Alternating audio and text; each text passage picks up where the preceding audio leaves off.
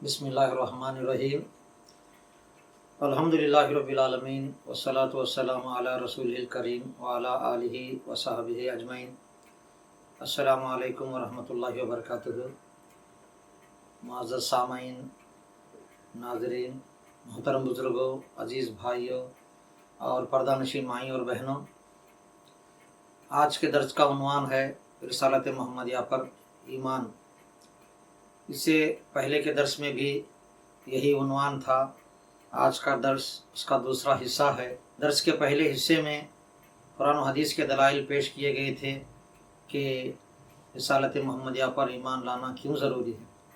आज के इस हिस्से में भी कुरान और हदीस के दलाइल के साथ साथ तौरात और इंजील के दलाइल भी और प्यारे नबी सल्लल्लाहु अलैहि वसल्लम की ज़िंदगी में जो मोजिज़ात पेश आए उनको भी आपके सामने रखा जाएगा इंशाअल्लाह। तौरात और इंजील भी आपकी रिसालत नबुव्वत की शहादत देते हैं। इरशाद रब्बानी है, बिस्मिल्लाहिर्रहमानिर्रहीम, व इज़ क़ाल ईसा इब्नु मरियम या बनी इसराईल इन्नी रसूलुल्लाहि इलैकुम मुसद्दिक़न लिमा बैना यदैहि मिनत तौरात व मुबश्शिरन बिरसूलिन याती मिन बाद इस्मुहु अहमद।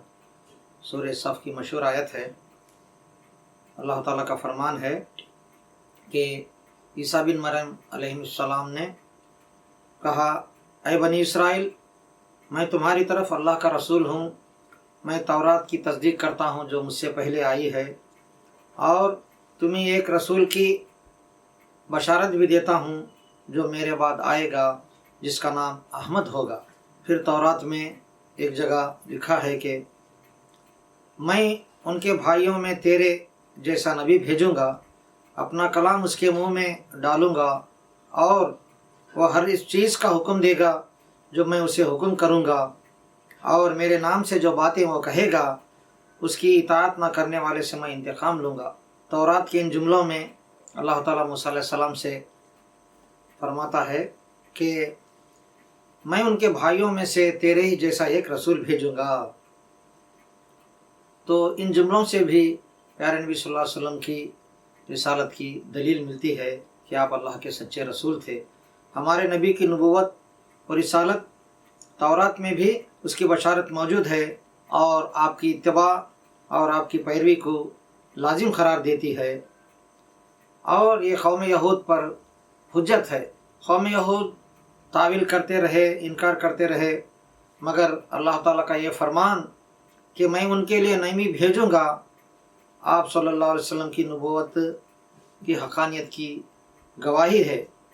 इसलिए कि तौरात के अंदर जो इल्हाम है उसके मुखातिब मूसा अलैहिस्सलाम हैं और वो नबी और रसूल थे, तो उनकी मिसल जो आएगा वो भी नबी और रसूल होगा। या और ये फरमान कि उनके भाइयों में नबी भेजूँगा, वाज़ेह है कि इससे मुराद जनाब मोहम्मद रसूलुल्लाह सल्लल्लाहु अलैहि वसल्लम हैं, क्योंकि सैयदना इब्राहीम अलैहिस्सलाम के बेटे सैयदना इस्माईल अलैहिस्सलाम और सैयदना इसहाक़ अलैहिस्सलाम थे, और इन दोनों की औलाद आपस में भाई भाई हैं।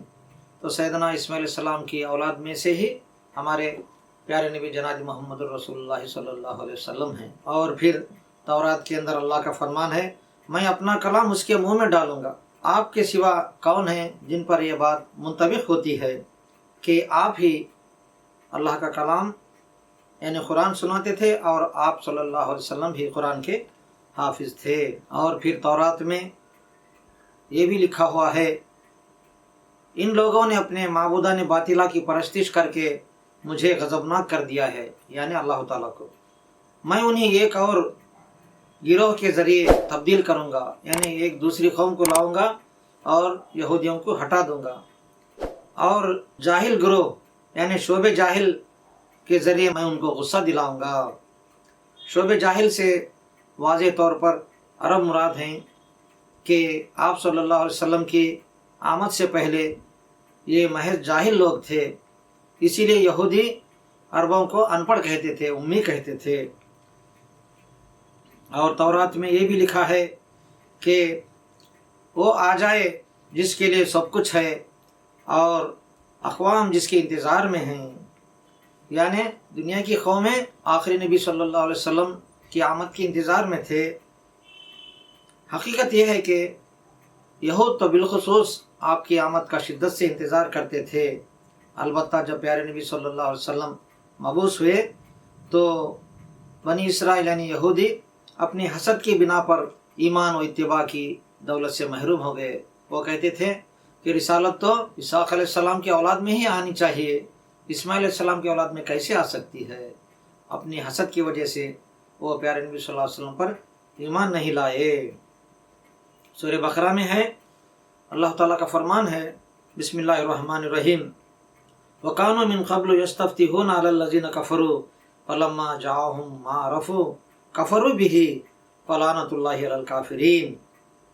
ترجمہ: اور پہلے کافروں کے خلاف فتح کی دعا مانگتے تھے، یعنی بنی اسرائیل یہودی جب بھی کافروں سے آمنا سامنا ہوتا، لڑائی کا معاملہ آتا، تو لوگ اللہ سے دعا مانگتے تھے کہ اللہ آخری نبی بھیج، ہم اس کا ساتھ دیں گے اور اس کے ساتھ مل کر کافروں سے لڑیں گے۔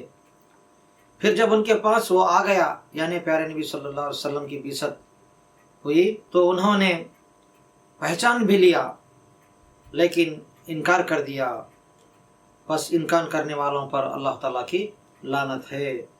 تو ان آیتوں سے بھی پتہ چلتا ہے پیارے نبی صلی اللہ علیہ وسلم کی رسالت سچی ہے اور ان پر ایمان لانا لازمی ہے۔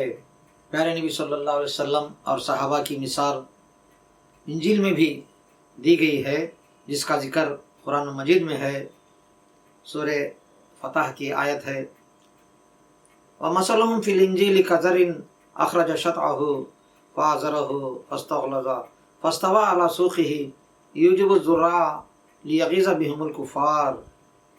ان کی مثال یعنی پیارے نبی صلی اللہ علیہ وسلم اور صحابہ کی مثال انجیل میں اس کھیتی کی طرح ہے جس سے ایک باریک سوئی نکلی، پھر وہ مضبوط ہوئی، یعنی پودا نکلا اور پھر مضبوط ہوا، پھر وہ تنے پر اس طرح کھڑا ہوا کہ کسانوں کو بھلی لگی، یعنی وہ پودا کسانوں کو اچھا لگنے لگا، خوبصورت لگنے لگا، بھلا لگنے لگا، تاکہ کفار ان کی وجہ سے جلیں اور غضبناک ہوں۔ اس آیت سے بھی مراد پیارے نبی صلی اللہ علیہ وسلم اور آپ کے صحابہ کرام ہیں۔ انجیل میں ایک جگہ کہا گیا ہے، میں اب جا رہا ہوں، اگر میں نہیں جاؤں گا تو وہ بہت تعریف والا نہیں آئے گا، میں چلا گیا تو اسے تمہاری طرف ضرور بھیجوں گا، جب وہ آئے گا تو سب جہان والوں کو گناہ پر تنبیہ کرے گا۔ انجیل کے اس جملے میں بھی واضح ہے کہ محمد رسول اللہ صلی اللہ علیہ وسلم کی آمد کی خوشخبری دی گئی ہے۔ اگر آپ مراد نہ ہوں تو پھر انجیل کے اندر جو لفظ فارخلیت آیا ہے اس کے کیا معنی ہیں؟ فارخلیت کے معنی ہیں بہت زیادہ تعریف کیا ہوا یا بہت حمد کرنے والا۔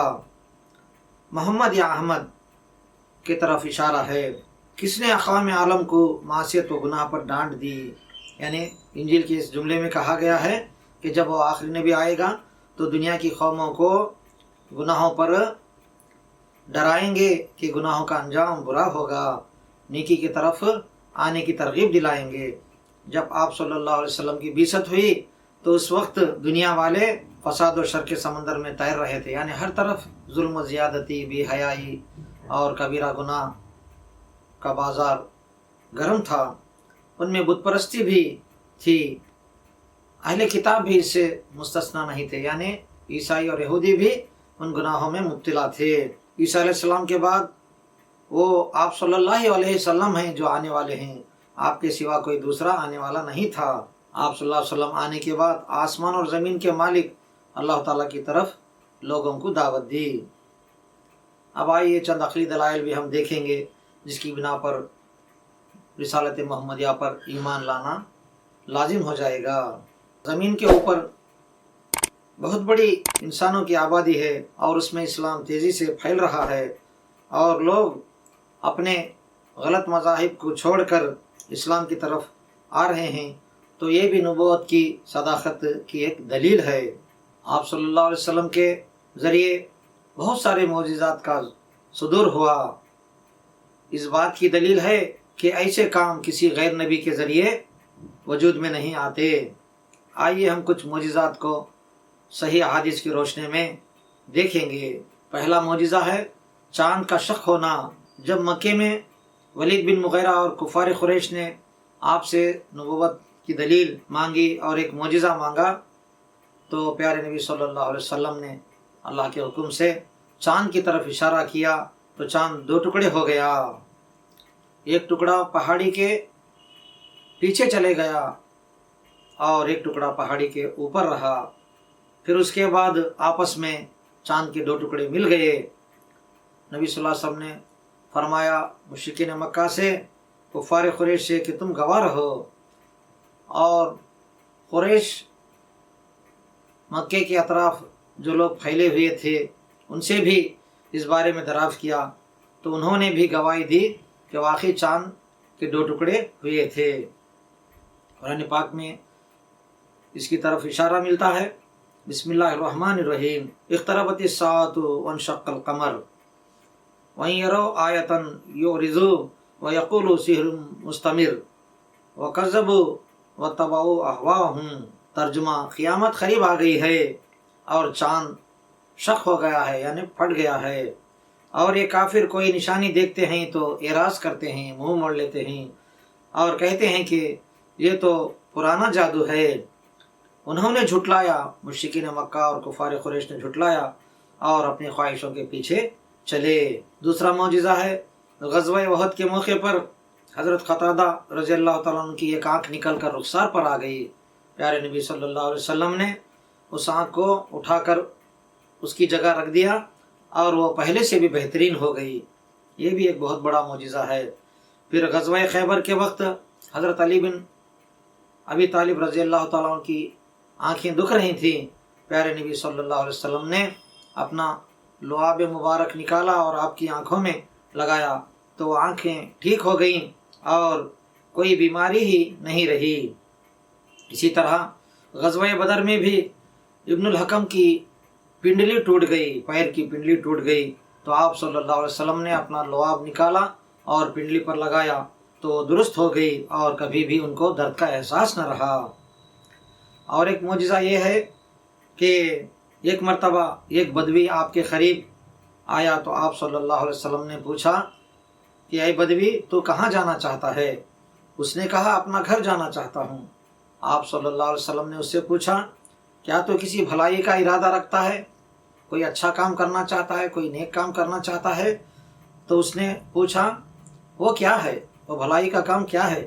तो आप सल्लल्लाहु अलैहि वसल्लम ने उसे बताया कि तू इकरार करे कि अल्लाह के सिवा कोई माबूद नहीं, वो एक है, उसका कोई शरीक नहीं, और एक है मैं मोहम्मद सल्लल्लाहु अलैहि वसल्लम उसका बंदा और उसका रसूल हूँ। तो बदवी ने कहा, यानी खरे वाले को बदवी कहते हैं जो सहरा में रहते हैं, तो बदवी ने कहा कि इस बात पर कोई दलील है? आप सल्लल्लाहु अलैहि वसल्लम ने फरमाया, ये दरख्त भी यही कहता है। प्यारे नबी सल्लल्लाहु अलैहि वसल्लम ने दरख्त की तरफ इशारा किया तो दरख्त आप सल्लल्लाहु अलैहि वसल्लम के करीब आ गया और 3 बार शहादत दी कि अशहदु अल्ला इलाहा इल्लल्लाह वहदहु ला शरीक लहु व अशहदु अन्ना मुहम्मदन अब्दुहु व रसूलुहु। और एक मौजिज़ा भी प्यारे नबी सल्लल्लाहु अलैहि वसल्लम की ज़िंदगी में देखने आया कि प्यारे नबी सल्लल्लाहु अलैहि वसल्लम मस्जिद नबवी में जुमा का खुतबा देने के लिए एक खजूर के तने को टेक लगाकर खुतबा दिया करते थे। एक सहाबी ने आपके लिए लकड़ी का मंबर बनवा दिया और प्यारे नबी सल्लल्लाहु अलैहि वसल्लम जिस जुमा को उस मंबर पर खड़े होकर जुमा का खुतबा देने लगे तो खजूर के तने से जो थोड़ी दूर पर था वहाँ से बच्चे की तरह सिसक सिसक कर रोने की आवाज़ आने लगी। मस्जिद में मौजूद सारे सहाबा ने भी उस आवाज़ को सुना। प्यारे नबी सल्लल्लाहु अलैहि वसल्लम ने फरमाया, इस खजूर के तने से रोने की आवाज़ इसलिए आ रही है कि उस खजूर के तने को मुझसे थोड़ी सी दूरी हो गई है, क्योंकि मैं अब मेंबर पर खड़ा होकर बयान कर रहा हूँ। तो फिर प्यारे नबी सल्लल्लाहु अलैहि वसल्लम उसके करीब गए, उसके ऊपर अपना मुबारक हाथ रखा तो वो खामोश हो गया। सही मुस्लिम और सही बुखारी के अंदर ये रिवायत आई है। और एक मुजिज़ा भी सुन लीजिए। अब्दुल्लाह इब्न अब्बास रज़ियल्लाहु ताला अन्हु के लिए आपने फ़ुक़हात दीन की दुआ फरमाई। प्यारे नबी सल्लल्लाहु अलैहि वसल्लम के चचा सैयदना अब्बास बिन अब्दुल मुत्तलिब थे, उनके फ़र्जंद अब्दुल्लाह रज़ियल्लाहु ताला अन्हु छोटे से बच्चे थे। प्यारे नबी सल्लल्लाहु अलैहि वसल्लम की आखिरी ज़िंदगी में آپ صلی اللہ علیہ وسلم کے قریب رہتے تھے، آپ کی خدمت کرتے تھے اور احادیث کو سنتے تھے اور انہیں محفوظ کر لیتے تھے۔ ان کے بارے میں پیارے نبی صلی اللہ علیہ وسلم نے ایک مرتبہ دعا فرمائی تھی کہ اللہم فقہہ فی الدین۔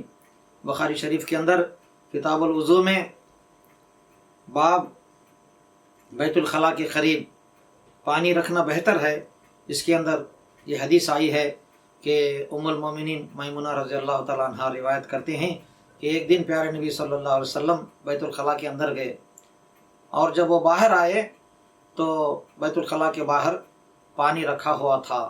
آپ صلی اللہ علیہ وسلم نے پوچھا کہ کس نے اس پانی کو رکھا ہے؟ تو بتایا گیا کہ عبداللہ بن عباس نے اس پانی کو رکھا ہے۔ تو پیارے نبی صلی اللہ علیہ وسلم بہت خوش ہوئے اور ان کے لیے دعا فرمائی کہ اللہم فقیہ فی الدین، اے اللہ اس کو دین کی سمجھ عطا فرما۔ سیرت کی کتابوں سے ہمیں پتہ چلتا ہے کہ عبداللہ بن عباس رضی اللہ تعالیٰ عنہ علم حاصل کرنے کے بڑے شوقین تھے۔ پیارے نبی صلی اللہ علیہ وسلم کی وفات کے بعد آپ صحابہ کرام کے بڑے بڑے صحابہ کرام کے پاس جاتے تھے، احادیث کو سنتے تھے، یاد کرتے تھے، محفوظ کرتے تھے اور دوسروں تک پہنچاتے تھے، اور دین کے مسائل میں اللہ تعالیٰ نے آپ کو بہت بڑی سمجھ عطا فرمائی تھے، بڑے بڑے مسئلوں کو بھی آپ آسانی سے حل فرما دیتے تھے۔ اور ایک معجزہ بھی سن لیجئے، صلح حدیبیہ کے وقت پیش آیا کہ اس وقت پانی کی کمی تھی، صحابہ کرام نے شکایت کی کہ یا رسول اللہ پانی بہت کم ہے، ایک ہی برتن میں ہے۔ تو پیارے نبی صلی اللہ علیہ وسلم نے پانی کی اس برتن میں اپنا ہاتھ رکھا اور اٹھایا تو آپ کی انگلیوں سے پانی چشمے کی طرح ابلنے لگا اور برتن بھر گیا۔ تو اس وقت تقریباً 1500 صحابہ نے پانی کو پیا بھی اور وضو بھی کیا اور پھر اپنے برتنوں میں بھر لیا۔ یہ بھی بہت بڑا معجزہ ہے۔ معراج کا واقعہ بھی بہت بڑا معجزہ ہے۔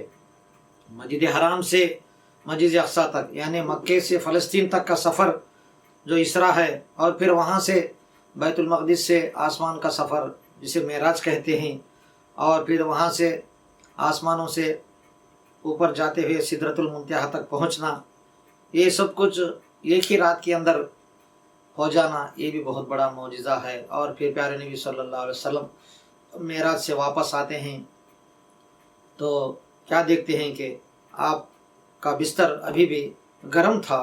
اور پھر آخر میں سب سے بڑا معجزہ یہ ہے کہ قرآن مجید، اللہ تعالیٰ نے آپ صلی اللہ علیہ وسلم کو قرآن مجید عطا فرمایا۔